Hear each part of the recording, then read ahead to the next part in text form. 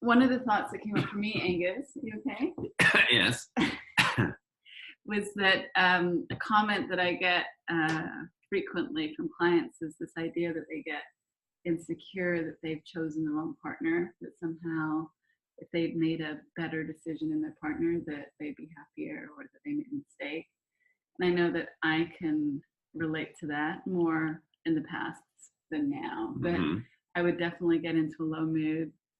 And then it would look to me from that state of mind like, if only I had chosen a different mate, that my life would be better, or that somehow there were these irreconcilable differences between us and that there was no way to get around them. And what I see now is that that's really just a reflection of my state of mind in the moment, and that from a low mood, if I'm thinking about you and our relationship, then I'm going to get all kinds of reasons as to why it's not a good relationship, why you're not the right partner, because as soon as I'm pointing my mind in that direction, I'm just going to come up with infinite amounts of content to back up those thoughts. And so, and in that place, I forget about all of the reasons why I love you, why it's an amazing relationship, what the good is. So I just thought I would mention that. Yeah, I think that's very typical. Well, I don't know how typical it is, but I can only assume that it is. That when people get into a low mood, in the context of a relationship, it's very easy to go into that judgment about, why am I with this person? Why did I make this decision in the first place?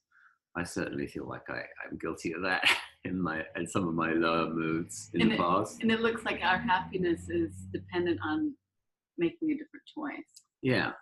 And then speaking of choice, I feel that that's where I really feel like there's been some growth for me around this, because I think that, and I spoke about this the other week, where I am now getting much better equipped when I feel like maybe you've done something that I have found upsetting on some level. And typically in the past, it would be very easy for me to get back into that old narrative of judgment. That there's a story that I once told myself about how, it could be that story, that narrative about, why on earth did I marry this person in the first place? So that's somewhere I would typically go in the past when I feel like you've done something upsetting. But now I feel like there is a choice point where I can see, I'm out of balance.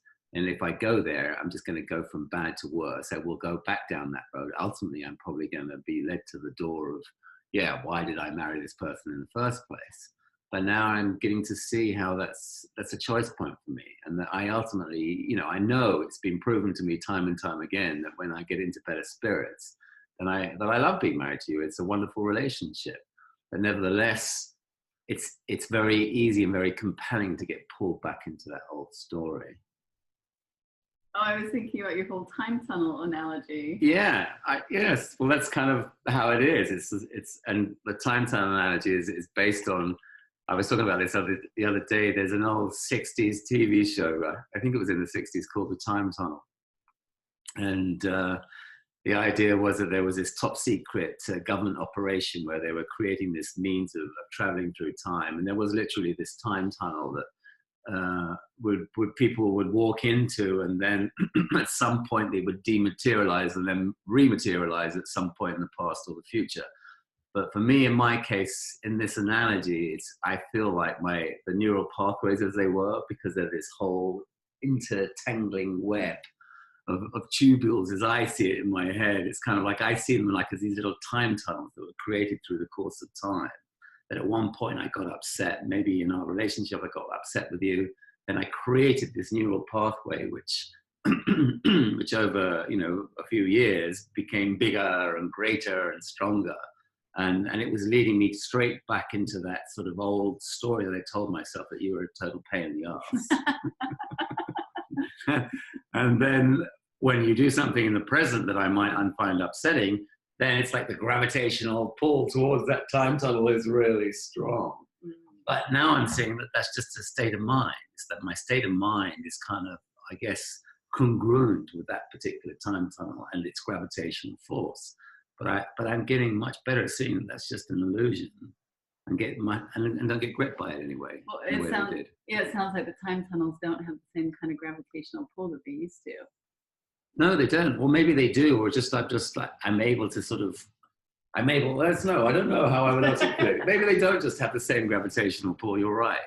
But I'm aware that they're there, that I can maybe avoid them or not engage with them. Yeah.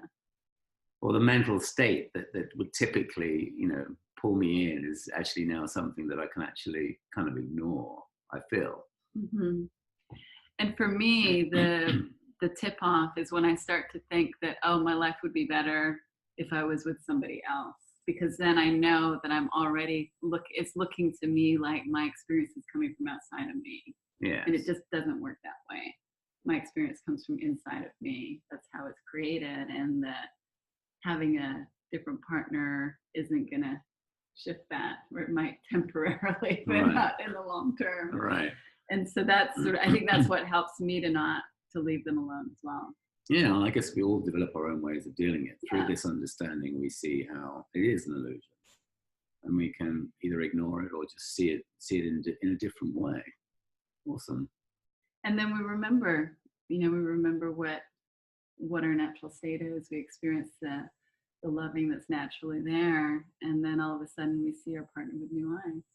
Yeah.